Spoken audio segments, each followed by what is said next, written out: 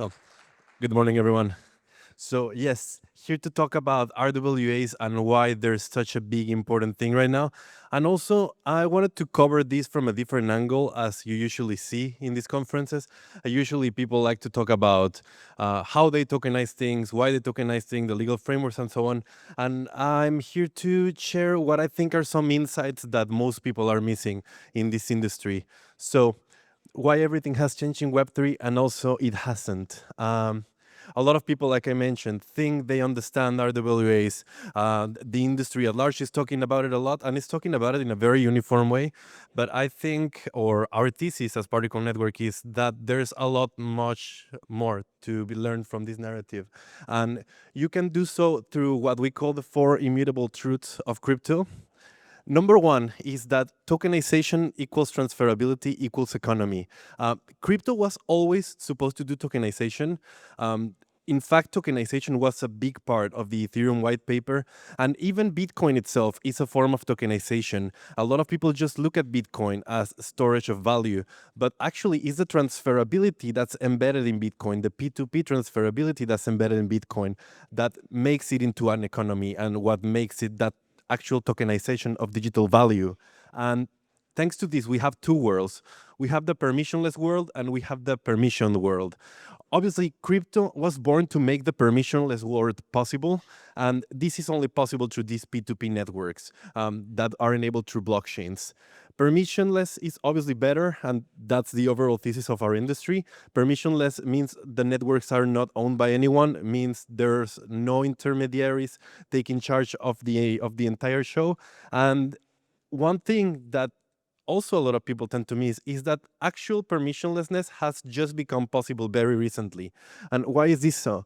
Because in Web3, we always had this thesis that for us to be able to attract mass adoption, we needed decentralization, scalability, and security. However, what happened? We achieved scalability.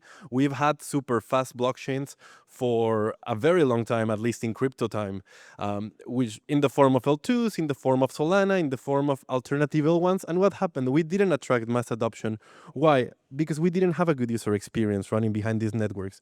And without this, it's actually impossible to drive high value and truly massive adoption. Which takes us to the final truth. Now that we have the ability to provide users with a good user experience, now that we have that scalability and also tools that make it more accessible, the permissionless can be taken to its ultimate state, which is through RWAs, because RWAs will enable, alongside everything else that exists in crypto and everything else that will exist in crypto, a truly universal economy that doesn't need an owner to run. And paradoxically, even the mega funds get it. So you hear a lot of talks in crypto about BlackRock this, ETFs that, all the different funds and treasuries that are coming into the scene. And you can tell that even the biggest ones of them are building on permissionless networks, which would sound paradoxical to most people, because why would these mega funds want to disrupt themselves, quote unquote, by launching 97% of their assets on Ethereum and on other permissionless chains? Like, why are they putting them there? And that is because obviously blockchains present an advantage in this universal economy, and that enables this universal economy. So thanks to blockchains, you have less counterparties risk, lower management costs that can go down to as much as 10% annually. Of course, doesn't sound like a lot, but for these funds, this is a lot. And for these megacorps, it's a lot. Obviously, instant settlements, network effects, better distribution mechanisms, verifiability, composability. So we're effectively seeing a shift where all of your assets in the world are moving towards the same place where shit like Fartcoin lives. So we're seeing an economy where Nvidia and the US dollar and the meme coin of the moment are all trading in the same economy, and which is leveling the field.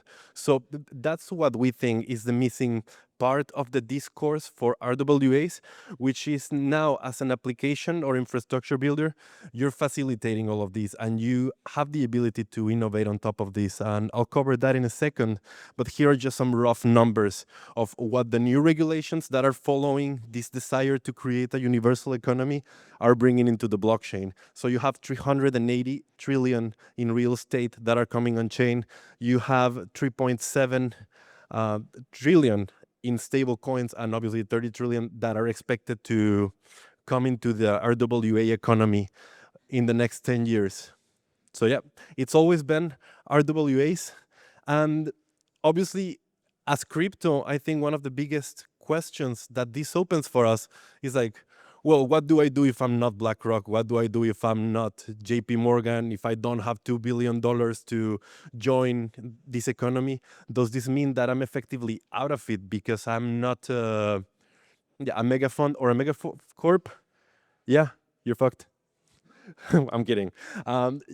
Actually, our thesis is that crypto has, thanks to this universal economy, become the greatest playground ever. There are two plays that you can follow as a builder to embrace this universal economy and to really tap into the value of real world assets. And that's what I want to make the takeaway for this talk. So you have two utilities, the infra play and the utility play.